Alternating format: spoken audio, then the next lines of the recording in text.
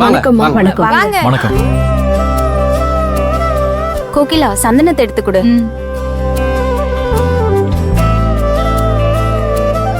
இந்தாங்கம்மா.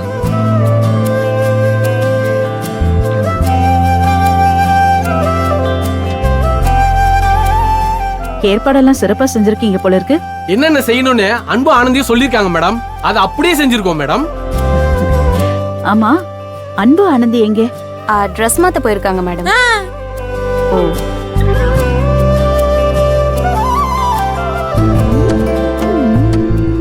வணக்கம்மா. எப்படி இருக்கீங்க? இருக்கும்.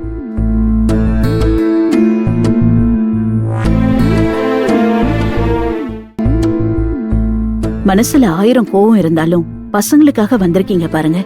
இங்கதான் நீங்க ஜெயிச்சிட்டீங்க. பெரியவங்க பெரியவங்க தானே நிரூபிச்சிட்டீங்க. எங்க அத்தைக்கு எப்பவுமே பெரிய மனசுதான். அதே மாதிரி எல்லா பெரியவங்களுக்கும் இருந்துட்டா பரவாயில்லையே.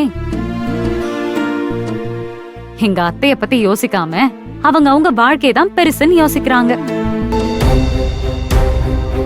கூட இருக்கிற பெரியவங்களாச்சும் எடுத்து சொல்லணும்ல.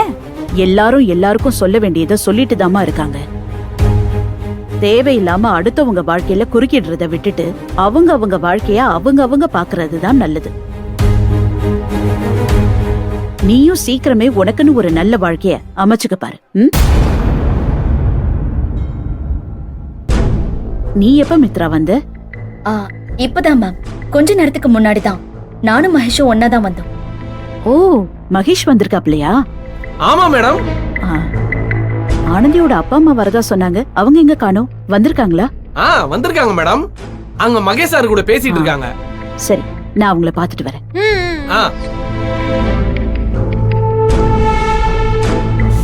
தம்பி, அன்னைக்கு நான் வேற வழி இல்லாம தான் சத்தியம் பண்ணி கொடுத்தேன். ஏன்னா நாங்க எது சொன்னாலும் அதை புரிஞ்சுக்கிற நிலைமையில நீங்க இல்ல.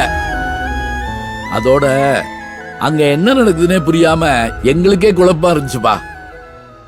நீங்க சொன்னதுக்கு சம்மதிக்கலனா நீங்க இந்த பிரச்சனைய திரும்பவும் ஆனந்தி கிட்ட கொண்டு போயிருவீங்களோன்னு எங்களுக்கு பயமா இருந்துச்சு தம்பி.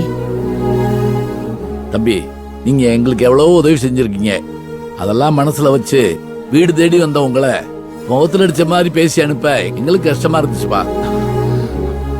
அதனாலதான்ப்பா சத்தியம் செஞ்சு விட்டேன். ஆனா மனசார சத்தியத்தை நான் பண்ணல. இதுக்கு மேல ஆனந்தி குழந்தைய பத்தி பேசுறதையே நீங்க விட்டுருங்க தம்பி. இல்லம்மா, என்னால அப்படியே விட முடியாது. விட்டுதான் ஆகணும் மகேஷ்.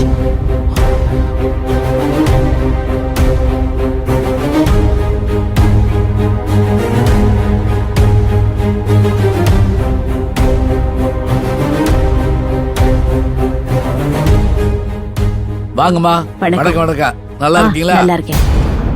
நீங்க 2 பேரும் பூச்சூட்டலுக்கு வரீங்கன்னு ஆனந்தி சொன்னா. நீங்க வந்தது ரொம்ப சந்தோஷம். உங்களையும் இங்க பார்த்ததுல ரொம்ப சந்தோஷமா இருக்குமா. மகேஷ், நான் உன்கிட்ட ஏற்கனவே சொல்லியிருக்கேன். ஆனந்தி குழந்தைய நீ பாத்துக்கிறேன்னு கேக்குறது சரியில்லை மகேஷ். அதுவும் இந்த சூழல்ல அது ரொம்ப தப்பு. இல்லம்மா, நான் என்ன சொல்றேன்? Please Mahesh, try to understand. அன்பு அம்மா மனசுக்குள்ள ஆனந்தியும் அந்த குழந்தையும் ஏத்துக்க ஆரம்பிச்சுட்டாங்க. இந்த ஃபங்க்ஷனுக்கு அவங்க வந்திருக்கிறதே அதுக்கு சாட்சி. நீ நினைக்கிற மாதிரி அன்பு ஆனந்தி வாழ்க்கையில அந்த குழந்தையால எந்த பிரச்சனையும் வரப்போறதில்ல. ஆமா மகேஷ் தம்பி, அப்படியே ஏதாச்சும் வந்தா கூட அதை அவங்களே பார்த்து சரி பண்ணிக்கிறாங்க. பெத்தவங்க நாங்களே தள்ளித்தான் நிக்கிறோம்.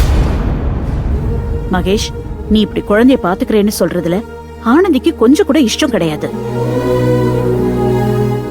ஒரு தாய்கிட்ட போய் குழந்தைய கொடுன்னு கேக்குறது ரொம்ப பெரிய கொடுமை மகேஷ். ஐயோ, நான் அவங்க நல்லதுக்காக தான் கேக்குறேம்மா. என்ன நல்லது மகேஷ்? என்ன நல்லது? உன்னோட இந்த முடிவுல யாருக்குமே விருப்பம் இல்ல. அன்பு ஆனந்திக்கே விருப்பம் இல்லைங்கிற, அதுக்கு மேல நீ என்ன நல்லது பண்ண போற? தப்பு மகேஷ், ரொம்ப தப்பு. குழந்தையோட விஷயத்துல யாரோட உதவியும் அன்பு ஆனந்திக்கு தேவையில்லை. அத அவங்க பாத்துப்பாங்க. பெத்த புள்ள தனக்கு சொந்தம் இல்லாத மாதிரி பெத்த தாய் கண்ணு முன்னாலேயே வேற யார்கிட்டயோ வளர்றத பாக்குறது இருக்கே, அது ரொம்ப ரொம்ப கொடுமை மகேஷ்.